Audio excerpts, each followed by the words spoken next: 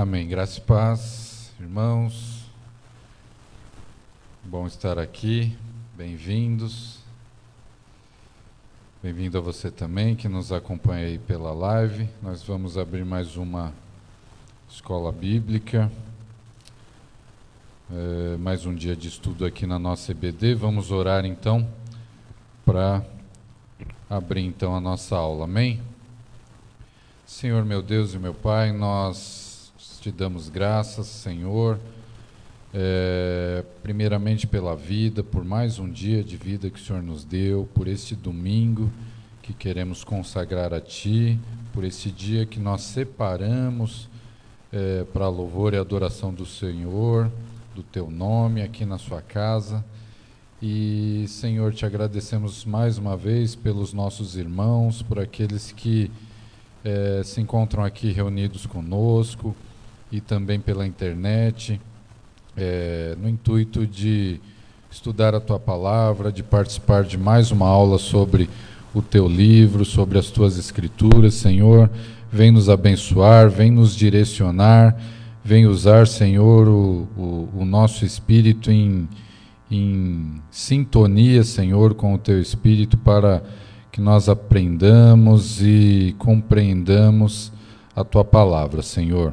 Nos ajuda nisso, ajuda a Tua igreja, Senhor. Nós Te louvamos e Te agradecemos por essas portas abertas, por esse canal, Senhor, por essa ferramenta que também temos usado e que tem alcançado as pessoas que não podem estar aqui conosco presencialmente, Senhor. Muito obrigado. Nós oramos assim com gratidão e no nome de Jesus. Amém. Muito bem, meus irmãos. Aula de hoje sobre o profeta Sofonias. Continuando aí o nosso estudo de profetas menores. Já estamos no 10º, se eu não me engano, é isso? Enfim, o profeta Sofonias tem seu livro aí no finalzinho do Antigo Testamento, depois de Abacuque, aí você já encontra Sofonias. Então abra sua Bíblia aí para acompanhar conosco essa aula. E é isso mesmo, depois disso só faltam mais dois, do total de 12, nesse grupo de profetas menores que estamos estudando. Amém?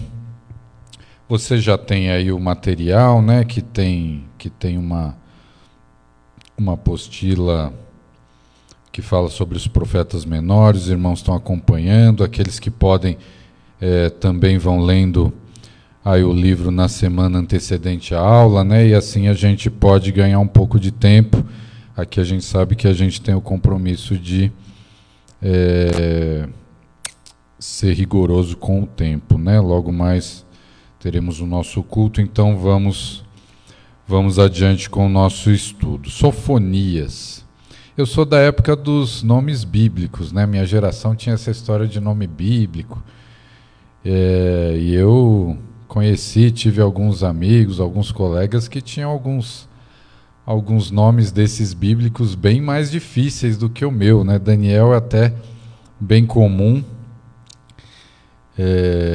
Meu pai era José, enfim, esses daí são bem comuns,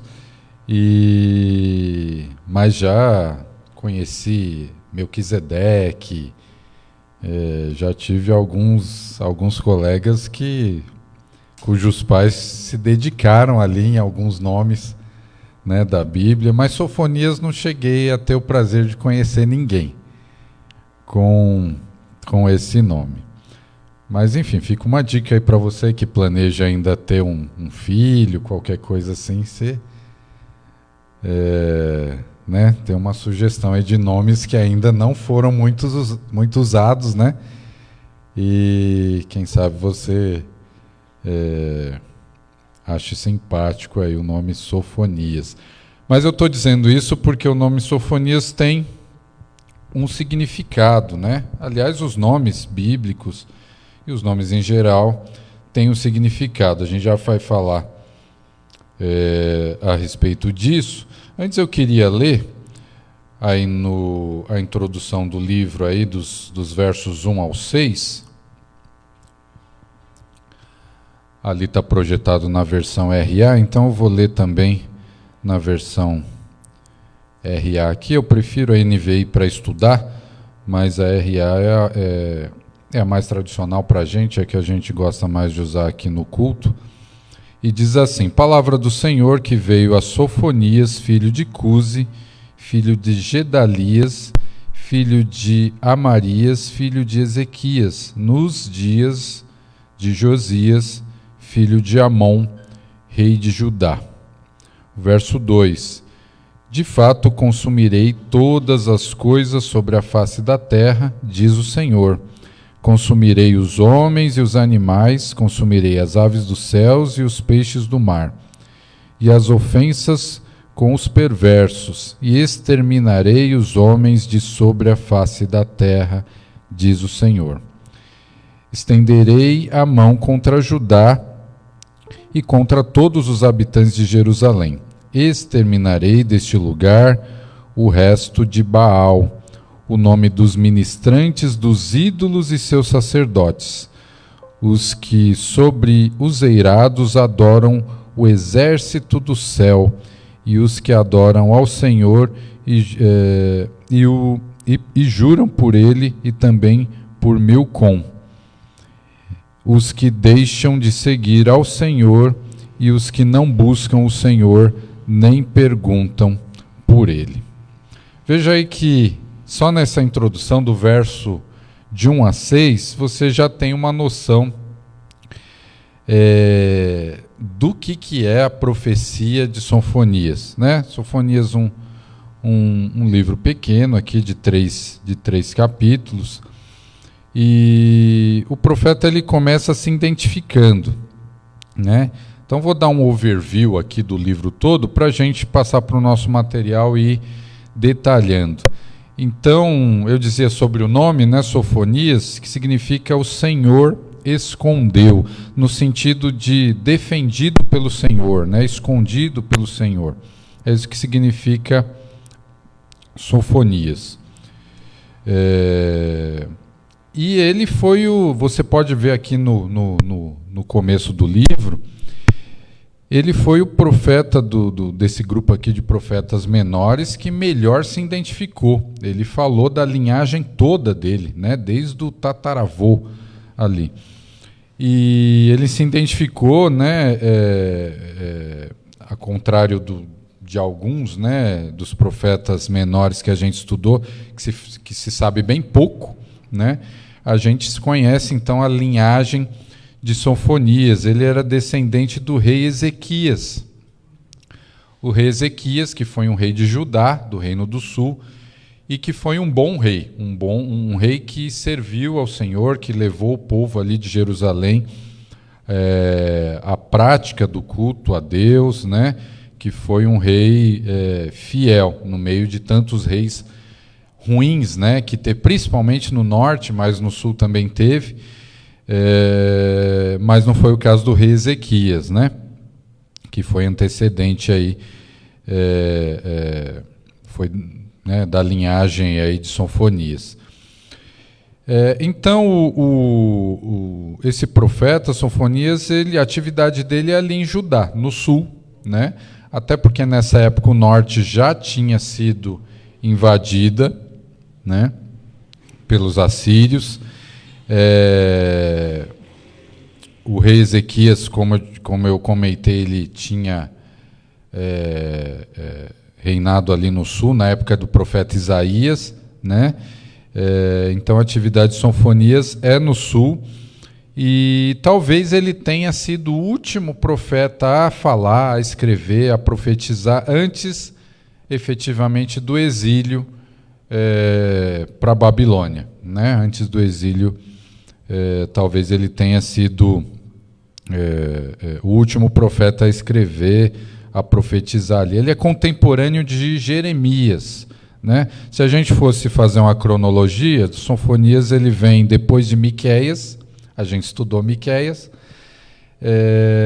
e vem antes de Naum e de Abacuque, que na verdade a gente estudou antes, na Bíblia não está colocado em ordem cronológica, né? A gente já falou disso, mas se fosse numa ordem cronológica, esses são os contemporâneos ali de Sofonias, né? Miqueias, Naum e Abacuque. E ele fala aqui no começo do livro o reinado de Josias, e também dá ali a genealogia de Josias. Josias, filho de Amon, da descendência de Manassés, e aí já são reis que não foram muito bons, né? Com exceção a esse rei Josias. Josias foi um rei que ele assumiu o reinado bem jovem, filho de Amon.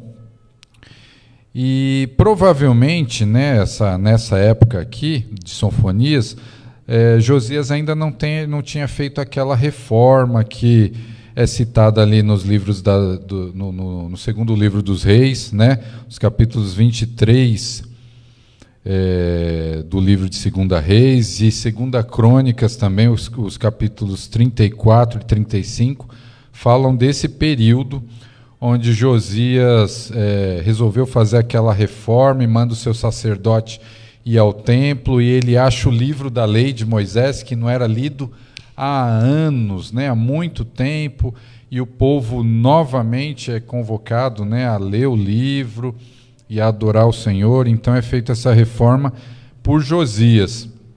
Mas nessa época de Sofonias provavelmente foi antes disso, foi no começo do reinado, ele era ainda bem jovem, mas a gente pode dizer que Josias foi um dos reis, né, exceção, assim como o seu antepassado Ezequias, que levou o povo à adoração do Deus verdadeiro, né, levou o povo de novo ao rumo de adoração a Deus.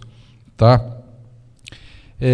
E o que mais que a gente pode dizer do contexto aí sobre a atividade de Sofonias? Então, você vê que a partir do verso 2, ele já fala sobre o julgamento contra Judá, contra aquela terra ali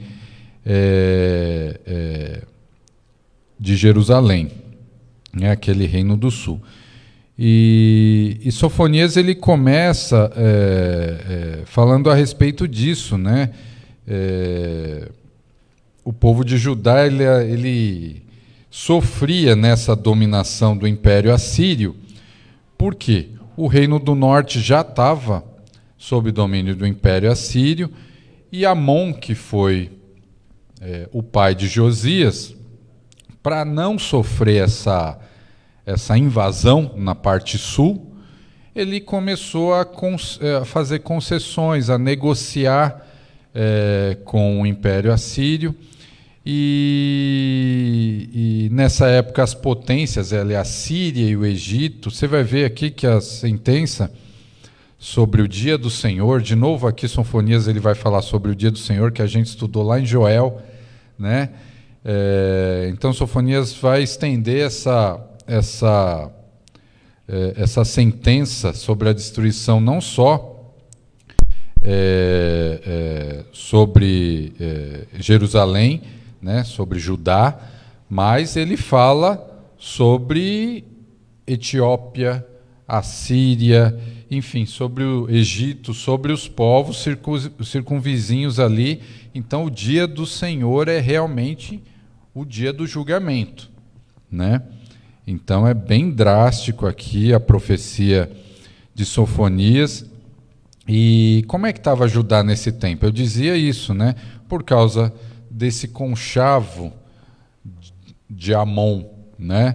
Com o povo assírio, com os reis da Assíria, que já dominavam ali a parte norte. Aconteceu que o povo foi corrompido de novo, e você pode ver aqui no verso, a partir do verso 4, que o problema da idolatria, de novo, é citado aqui como principal problema que leva a sentença de Deus contra o povo de Jerusalém, né? Estenderei, diz o verso 4 aí, a mão contra Judá, contra todos os habitantes de Jerusalém. e exterminarei deste lugar o resto de Baal. Se você for ver ali na versão NVI, eu vou ler aqui para você,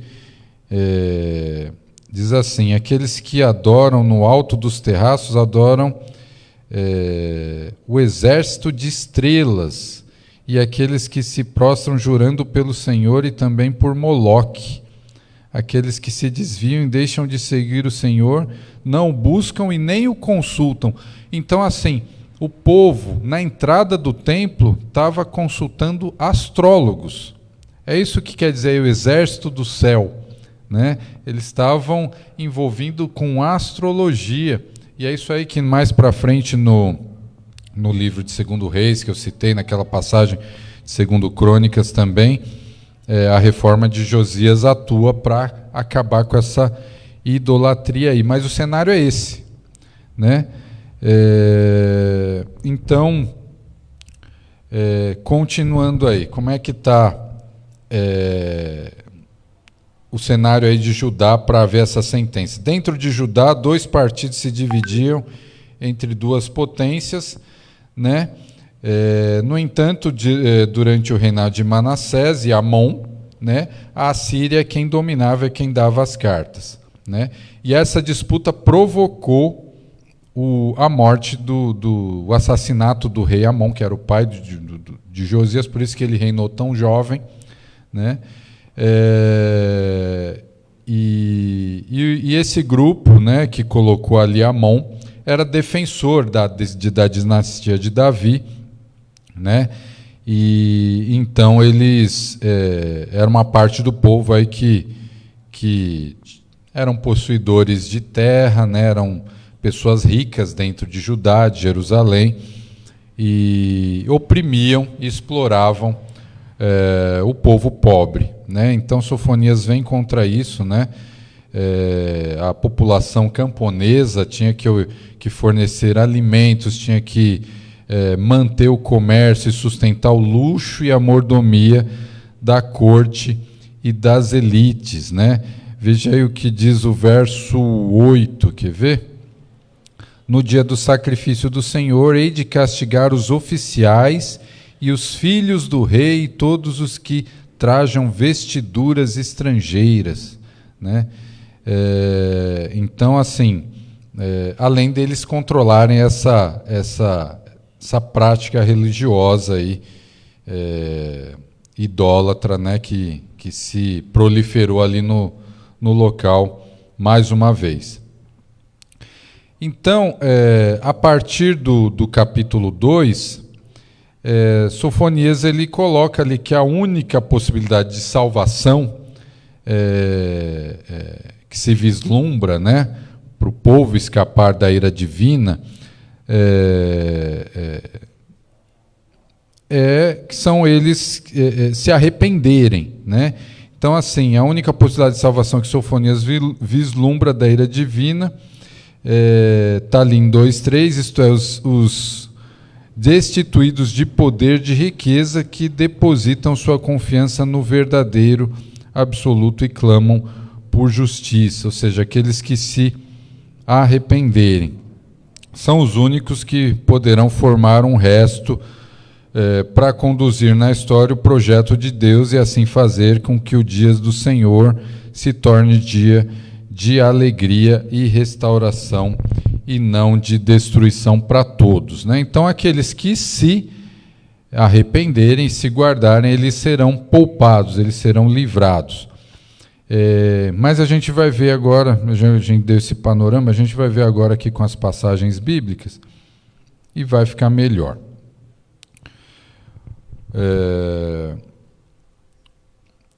Bom, na apostila nossa aí, no material que vocês têm, tem aí o propósito, né? O propósito é o seguinte: a mensagem de Sofonias de julgamento e incentivo contém 3 doutrinas principais. A gente pode dividir a mensagem toda, que são os capítulos, né, em 3 doutrinas principais. Primeiro, Deus é soberano sobre todas as nações. Então, a gente vai ver ali que o julgamento se estende, né, que nem eu tinha falado, ao Egito, à Assíria, à Etiópia, então não está concentrado em Jerusalém. Então, a primeira doutrina é essa: Deus é soberano sobre todas as nações. A segunda doutrina: os ímpios serão punidos e os justos serão recompensados no dia do julgamento. Então, isso é uma doutrina que vai para o Novo Testamento também, né? Ou seja, a doutrina escatológica ali do dia do julgamento, do fim dos tempos, do Apocalipse, fala justamente sobre a punição dos ímpios e a recompensa dos justos. Então, isso aqui é a mesma coisa desde essa profecia aqui de Sofonias. Ou seja, o Deus é o mesmo, né? Não tem como ser diferente. E a terceira doutrina: Deus abençoa aqueles que se arrependem e confiam nele. Deus sempre tem misericórdia. A gente vem estudado isso e vem visto isso em todos os livros proféticos, onde se alterna, né, essa parte de sentença e a parte de exortação do profeta para que o povo se arrepende, e assim Deus tenha compaixão e não execute a sentença que normalmente é de destruição por causa da infidelidade do povo. Os versículos chaves: Sofonias 1:18. Vamos ver aí, Sofonias 1:18. Deixa eu ver se está igual na apostila. Isso mesmo. Nem a sua prata, nem o seu ouro os poderão livrar no dia da indignação do Senhor, mas pelo fogo do seu zelo a terra será consumida, porque certamente fará destruição total e repentina de todos os moradores da terra. Então, a profecia é abrangente, né? Sofonias 2:3, a gente já citou aqui, capítulo 2, verso 3, diz: buscai o Senhor, vós todos os mansos da terra, que cumpris o seu juízo, buscai a justiça, buscai a mansidão, porventura lograreis esconder-vos no dia da ira do Senhor. Então, a recompensa para aqueles que são os mansos da terra, que é chamado aqui, né, que esse povo da terra, os pobres da terra, né, que eram oprimidos, que buscam o juízo de Deus, a justiça, a mansidão, eles vão herdar ser escondidos, ser protegidos nesse dia da ira do Senhor, nesse dia do Senhor. E no capítulo 3, o verso 17, diz assim: o Senhor teu Deus está no meio de ti, poderoso para salvar-te. Ele se deleitará em ti com alegria, renovar-te-á no seu amor, regozijar-se-á em ti com júbilo. Então veja, nos 3 capítulos, essas 3 condições aí de sentença, de condenação e de livramento dos justos, e ali de prosperidade para quem for fiel, e a alegria do Senhor em abençoar o povo que se arrepende, né? Então, se a gente for colocar num esboço, a partir no começo a gente leu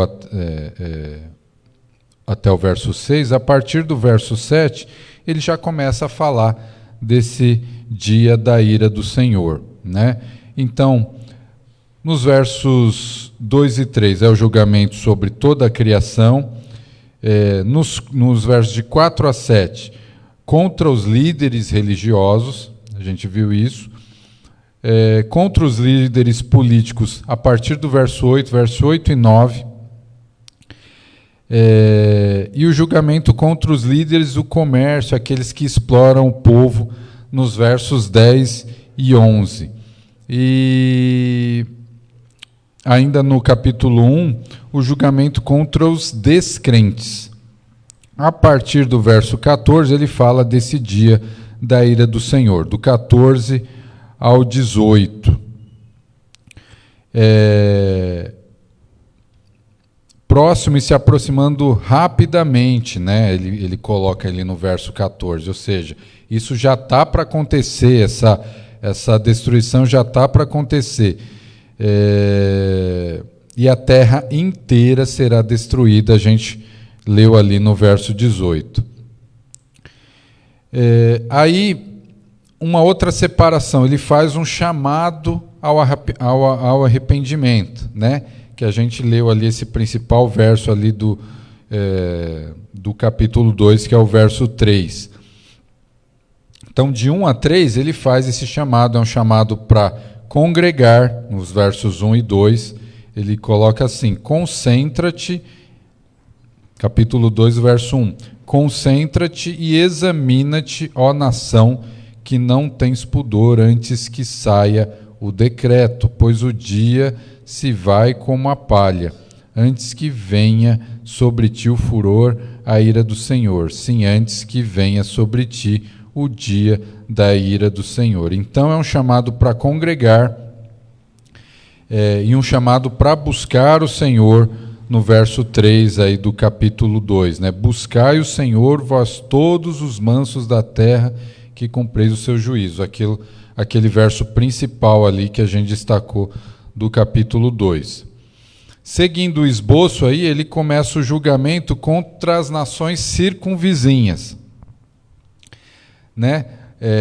Aos do litoral, que são os filisteus, nos versos 4 a 7 do capítulo 2, aos do oriente, que são Moabe, os moabitas, e o povo de Amon, né, dos versos 8 a 11 do capítulo 2, aos do sul, que são a Etiópia,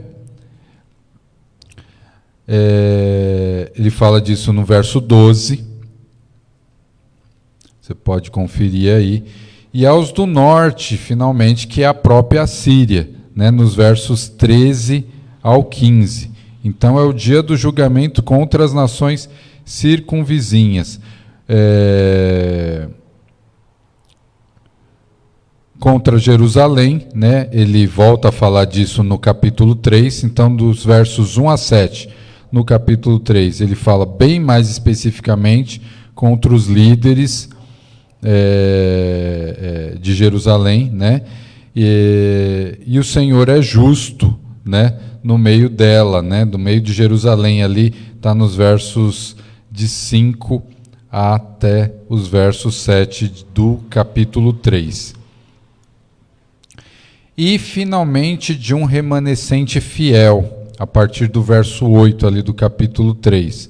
Aí do 8 até o fim do livro, né, do 8 ao 20, ele fala assim desse remanescente fiel que será o quê? Poupado. Vai ser poupado nesse dia da ira do Senhor, né? Ele conclama esse povo a falar com pureza e honestidade, está ali do verso 8 ao 13, avisa o povo, né, que os juízos são afastados, né, e os inimigos são exterminados, no verso 14 e 15 do capítulo 3. E a parte que a gente leu também, essa parte que frisa aí o capítulo 17, o capítulo 3, que é o verso 17, quando o Senhor, né, se regozijando pelo povo restaurado e arrependido, né? O livro se encerra assim, né, nos versos 18 a 20, diz exatamente isso, né? Os que estão entristecidos por se acharem afastados das festas solenes, eu os congregarei, né? Que são os pobres, os que estão segregados ali, sendo explorados, né? Estes que são de ti e sobre os quais pesam opróbrios, né? Que eles são envergonhados, são espizinhados, né? O verso 19, eis que naquele tempo procederei contra todos os que te afligem, salvarei os que cocheiam e recolherei os que foram expulsos e farei deles um louvor em um nome em toda a terra em que sofreram ignomínia.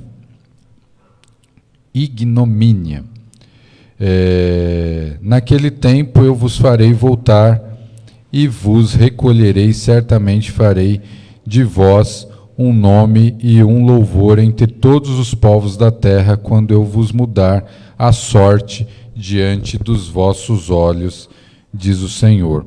Então veja que o livro ele fecha com essa, né, com essa garantia aí de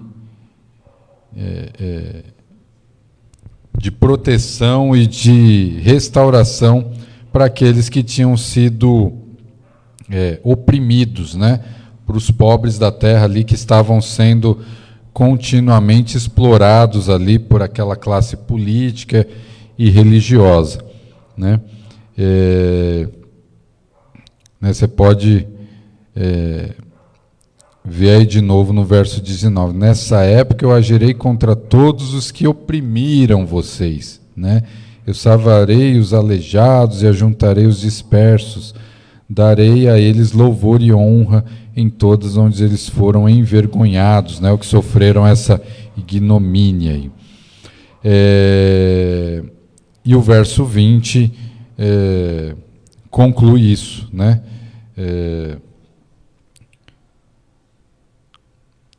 Diz que o Senhor vai ajuntar, né? Vai trazer de volta, né? Diante dos olhos de todos aqueles que foram abandonados, né? Aqueles que foram excluídos, discriminados, diante desses o Senhor vai trazer de volta.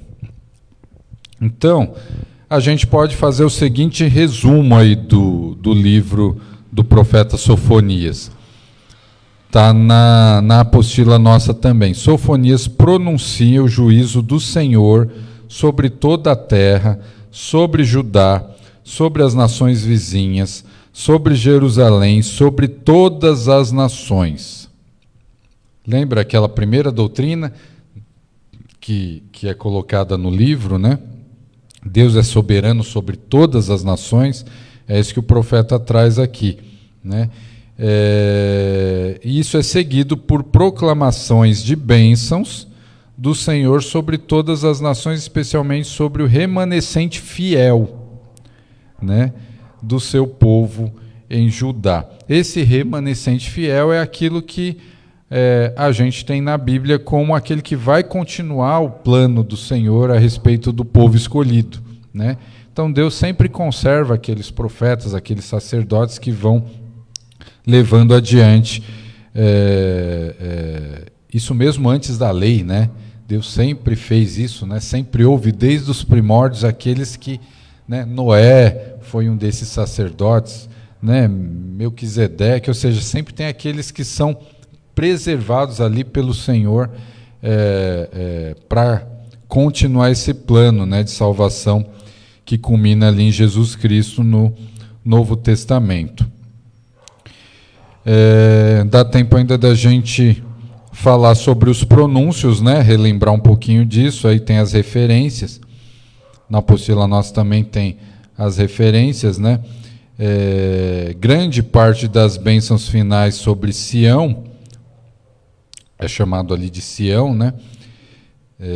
Ainda está para ser cumprida, o que nos leva a concluir que são profecias messiânicas. Então tem trechos aqui do profeta Sofonias que ele traz que está falando a respeito do sacrifício de Jesus e que são profecias messiânicas, ou seja, para serem cumpridas no fim dos tempos, né? É por isso que a Bíblia é toda linkada, né? Ela tem essa concordância, como não podia ser diferente, né? E que aguardam a segunda vinda de Cristo para serem finalmente concretizadas. O Senhor removeu o nosso castigo somente através de Cristo, o qual veio para morrer pelos pecados do seu povo. Então faz uma analogia entre Sofonias 3,15 e João 3,16, né? Porque todo aquele que nele crê e vocês conhecem. Sofonias 3,15, se você quiser relembrar, diz assim: o Senhor afastou as sentenças que eram contra ti, lançou fora o teu inimigo, o rei de Israel. O Senhor está no meio de ti, tu não verás mal algum. Então essa é a relação. Entretanto, Israel ainda não reconheceu o seu verdadeiro Salvador. Isso são os dias de hoje, sobre a nação de Israel. Isso ainda está para acontecer. Então a promessa de paz e segurança para Israel, numa altura em que o seu rei está no seu meio, será cumprida quando Cristo voltar para julgar o mundo e resgatá-lo para si próprio. Assim como ele subiu ao céu, depois de sua ressurreição, assim ele regressará e criará uma nova Jerusalém na terra, que está lá em Apocalipse 21, e naquela época todas as promessas de Deus para Israel, a nação de Israel, então, serão finalmente cumpridas. Essa é a interpretação. E a aplicação prática, para a gente encerrar, é a seguinte: como é que a gente faz uma aplicação prática de toda essa condenação aqui que o profeta traz? Primeiro, a gente já disse, que o profeta ele foi incisivo em avisar que não era só a destruição de Jerusalém, em sim de toda a terra, e do julgamento sobre o Senhor e do livramento sobre o remanescente fiel. Então, só por aí já tem uma aplicação prática para nós. Nós estamos inseridos aqui, nessa sentença aqui de Sofonias. Mas para a gente verbalizar isso, a gente pode dizer o que tem aí na conclusão aí desse trecho aí no nosso material. Vou ler aqui para vocês. Com alguns ajustes em nomes e situações, esse profeta do século VII a.C., essa é a data, ali entre 650 e 700 a.C., poderia ficar atrás dos nossos púlpitos hoje e entregar a mesma mensagem de julgamento dos ímpios e de esperança para os fiéis. Não é essa mensagem que a gente tem hoje? Não é com isso que a gente se alimenta hoje? Então, Sofonias nos recorda que Deus fica ofendido com os pecados morais e religiosos do seu povo. O povo de Deus não escapará de punição quando peca deliberadamente. A punição pode ser dolorosa, mas o seu propósito é redentor e não punitivo. E a inevitabilidade da punição sobre a impiedade dá conforto em um momento em que parece que o mal está desenfreado, vitorioso. Esse é o nosso cenário. Parece que o mal está desenfreado e vencendo, E a impunidade, dá essa sensação, nos nossos dias. Então, a aplicação prática é essa, é uma punição sobre a impiedade, sobre aqueles que são oprimidos, que são punidos impiedosamente. Então, nós temos a liberdade de desobedecer a Deus, conforme Sofonias narra ali sobre Jerusalém, mas não temos a liberdade de escapar das consequências dessa desobediência. Então, aquilo que foi para Jerusalém serve para os nossos dias. Jerusalém tinha Deus, Jerusalém era o povo escolhido, e mesmo assim resolvia ser infiel, resolvia desobedecer. Era uma opção. Mas isso não livrava o povo das consequências. Então é a mesma mensagem para nós nos dias de hoje. Nós temos até essa liberdade de desobedecer, mas não temos liberdade nenhuma para escapar das consequências da desobediência. Então aqueles que são fiéis a Deus podem ser relativamente poucos, mas Deus não os esquece, Deus os livra. Amém? Graças a Deus é um livro pequeno e por isso que é interessante a gente se aprofundar, né, e ler o livro durante a semana. Na próxima semana nós continuamos nosso estudo com o livro do profeta Ageu, também menor ainda, só 2 capítulos, então se você puder, durante a semana, se dedicar à leitura do livro do profeta Ageu, você já vem aí preparado para a próxima aula. Alguém quer fazer um comentário? Alguém tem alguma pergunta? Alguém quer falar alguma coisa sobre isso que foi colocado aqui do livro do profeta Sofonias? Amém, irmã? Espera aí, deixa esse barulho passar aqui. Agora vai.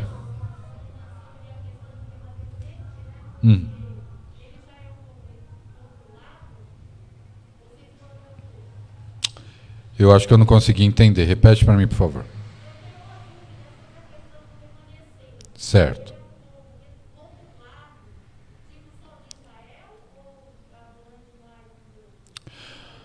Não é específico aqui no livro, mas tudo indica que seja ali em Israel, o povo remanescente, aquele que se permanece fiel, mas ele é a minoria do povo, ele é o povo oprimido, né? Esses remanescentes seriam aqueles que Deus vai preservar, porque eles foram discriminados, eles foram oprimidos, eles sofreram vergonha. Então Deus vai juntar eles de novo, à vista inclusive daqueles infiéis, né, e vai poupá-los nesse dia. Então tudo indica, irmã, trazendo para um contexto nosso aqui, que é o povo de Deus, que quer servir a Deus, que quer ser fiel, mas que se vê discriminado diante dos grandes, vamos dizer assim, diante dos grandes nomes do Evangelho hoje, que não dão voz, às vezes, ao verdadeiro Evangelho, ou seja, que usam toda essa influência não para doutrinar e para ensinar o povo e para levar a igreja ao verdadeiro, a verdade do Evangelho, e ainda assim sufocam aqueles que fazem isso, né? Então esses remanescentes são o povo que já existia ali, que sempre foram fiéis ao Senhor, mas que não tem o que fazer, porque não são eles que estão no poder, né? Então esse povo vai ser ajuntado e vai ser protegido, livrado por Deus, né? Esses são os remanescentes. Amém? Mais alguém? Amém. Então, vamos encerrar a nossa aula. Vamos fazer uma oração aqui. Você que está aqui, se pudesse colocar em pé, e você aí da sua casa também pode acompanhar a nossa oração para a gente encerrar a nossa aula. Senhor, muito obrigado. Nós louvamos o Teu nome por esse tempo que passamos dedicando a Tua palavra, Senhor, e ao entendimento e ao estudo do Teu livro. Senhor, eu Te louvo pela vida de cada irmão meu que esteve aqui, Senhor, que nos prestigiou, Senhor, essa escola, Senhor, esse momento, e separou esse tempo, Senhor, para fazer isso, Senhor. Aqueles que nos acompanharam também online, abençoa da mesma forma, colocando, Senhor, o Teu ensinamento, Senhor, no espírito de cada um, para que nós possamos entender e colocar em prática na nossa vida, Senhor. Fica conosco para o culto que vai se iniciar logo mais, Senhor, conforme a Tua vontade, conforme o agir do Teu Espírito. Nós Te agradecemos e oramos no nome do Teu Filho Jesus. Amém e amém. Muito obrigado, irmãos. Até a semana que vem.